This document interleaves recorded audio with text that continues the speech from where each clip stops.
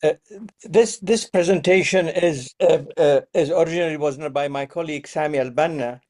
Let me minimize this. And then we discussed our Mushtarak platform, and I added something to it. So really, we see that the fall of Damascus as part of the geopolitical struggle in West Asia. We see it very much as part of this struggle. I'm going to talk about this West Asia struggle in my presentation.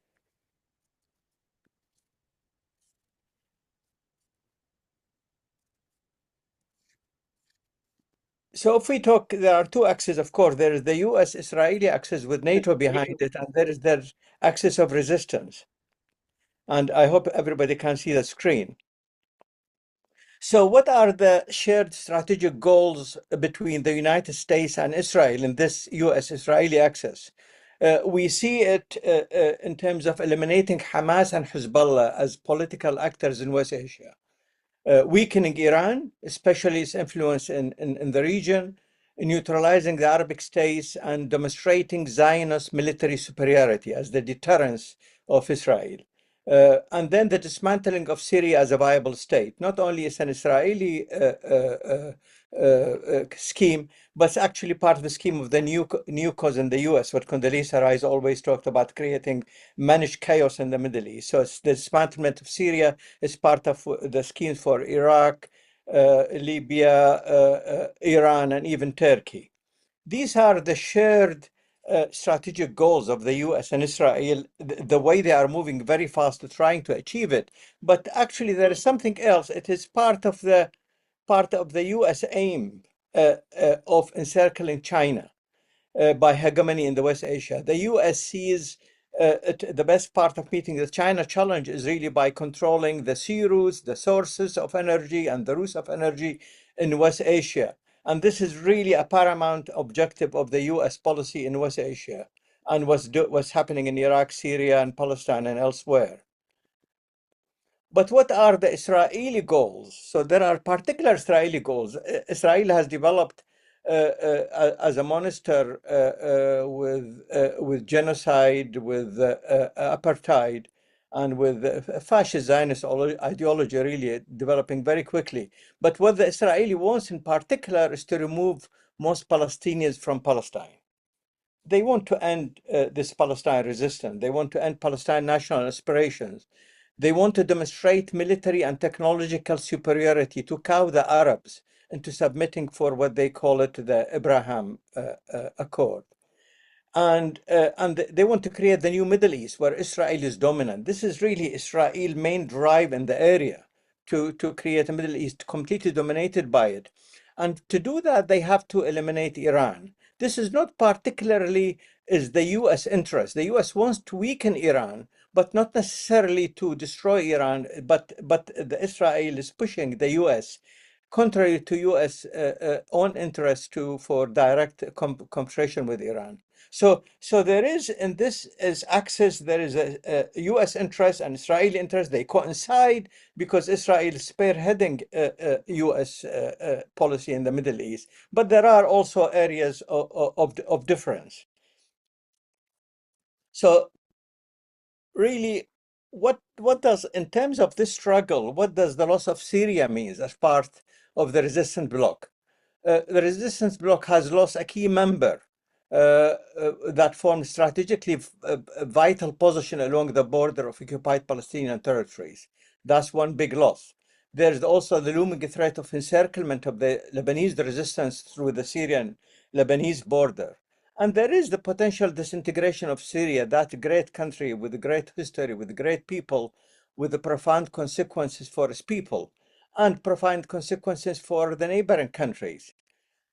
And also, we have the potential resistance. Ammar talked about demonstrations in Damascus yesterday, and there were demonstrations in the south against Israeli occupation. So, but this is the beginning of what we see. There is the looming threat of dismemberment of Syria, but also there is a potential for resistance. And it is in terms of what are the factors behind this sudden disintegration of the Syrian army and all this big loss. There is a lot of analysis to be done. The Syrian regime is one of the latest of the of the nationalist regime that gained power in the 50s. And so we are seeing a new historical period, really. But also there was a massive hostile preparations by Turkey, the US, Israel, and the West for the last many months, which resulted in this sudden attack. And even when these jihadis were attacking Damascus, there was an air cover by Israel. So it was a big thing. But still, we must remember, a fortress can only fall from within. There must have been some inherent weaknesses in the Syrian regime, in the Syrian army that resulted in this sudden loss. And this must be analyzed. And this must be compared to the fantastic resistance by Hezbollah, for example, against Israeli attack despite the loss of its leadership. So one must study that. But I don't have the time to discuss it, and probably don't have the time to discuss it. But it's good to discuss it at one stage.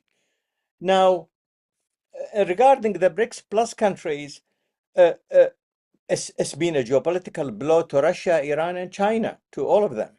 Um, Russia is set to lose its naval base, although it might be substituted by another one in Algeria. China has lost a Belt and Road Initiative strategic agreement with Syria, and the US has been extremely aggressive in the last 2 years, in particular, both in Iraq and Syria and elsewhere, to prevent China from progressing on its Belt and Road Initiative. And so it will be very difficult to see China going back for any meaningful relation with the Syrian regime, particularly because the Soviet and Israel, because of the U.S. and Israeli influence on the new regime in Syria, or their pressure on it. And Iran, it will probably refer to the nuclear option to increase its defenses, and an alliance with Russia, which might happen on the 25th of this month or next month, which will be of strategic importance and will be very significant, this new agreement between Iran and Russia.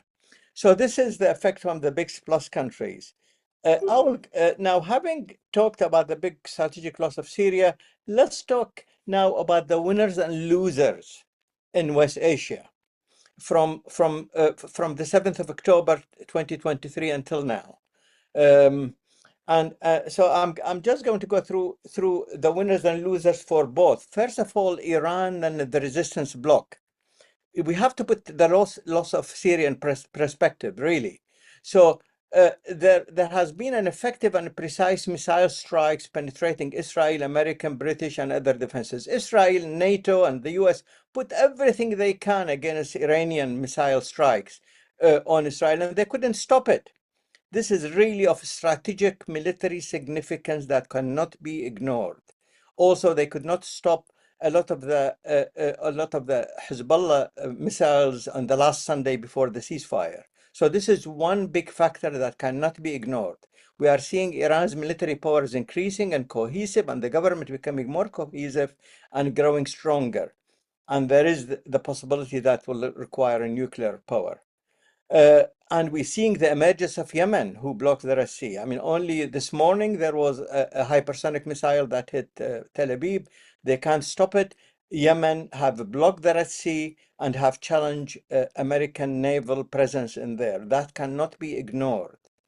But also we see on the negative side, we see the loss of Hassan Nasrallah, a great strategic leader that emerged once every few hundred years. His loss is a really big loss. But against that, we should see the miracle of Hezbollah when, despite the death of Hassan Nasrallah and the top line 1 and line 2 of Hezbollah leadership and 4,000 of its cadres through the pager thing, they resisted 60 days of 70,000 soldiers Israeli attack with NATO behind it, who couldn't penetrate even for 2 kilometers. This is a miracle. And this miracle actually must be studied because it refers to an ecosystem of resistance in Lebanon that was created by Nasrallah, and this is not going to disappear. And there are so many lessons that the global resistance movement and the liberation movement can learn from it. I truly call it a miracle. And then there is the loss of Syria, which is, as I said, it's a big strategic blow. But so there is big wins and there is a big loss. So and then we go to the next one. to the other axis, the USA and Israel, there has been a success of security strikes. Absolutely. They managed to eliminate the leadership of Hezbollah and using the pager and so on. So Israel proved itself to be superb in security.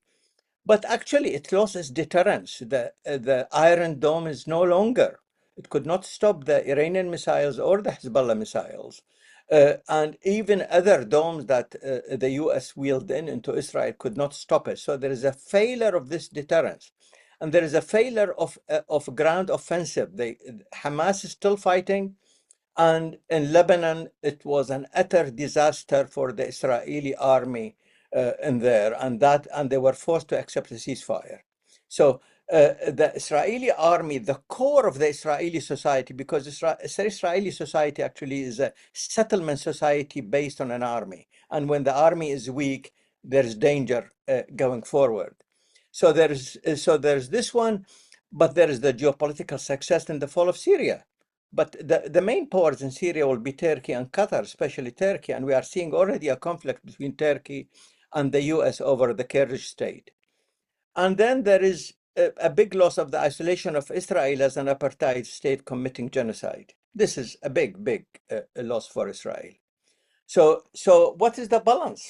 What is the balance with after all these struggles? And we are still going. The outcome, in my view, is that Iran and the resistance bloc has won on points, and Israel lost its strategic superiority. Without Israeli complete superiority in the Middle East and its deterrence, they cannot control the Middle East and West Asia. And Israel has lost that. But it's a very vicious struggle because we are seeing a superpower who is losing its dominance. We are seeing and it's going to be vicious. And we think Israel, who cannot defeat the Palestinians, is going to be even more fascist and more genocidal. So it's really lots of miseries for the people. And I just like to remind our audience, because we are all sad about the loss of Syria, but let's remember, compare this and with this outcome and compare it with 1982. And a lot of us remember that. 1982, Israel occupies Beirut. America and France put soldiers on the ground in Lebanon. And Saddam Hussein is busy fighting Iran, which lost 1 million of his soldiers, using chemical weapons supplied by the West then. That's 1982. And having Egypt and Jordan signing a peace agreement with Israel and be completely docile. So that was 1982, and that's the position now, as I showed to you. But it's a very vicious struggle. And of course, that's only on West Asia. Globally, Russia is much stronger, winning in Ukraine. And China, of course, is that huge technological economic power with the BRICS plus countries. So we have a different word from what it was in 1982. The curve is certainly on the up, but the curve goes up and down. And Syria's loss is one loss, but things do not keep still, as it didn't keep still after 1982. And we are seeing already a lot of signs of new struggles in Syria. And thank you very much. I'm Michael Hudson. I'm appearing here for the International Manifesto Group.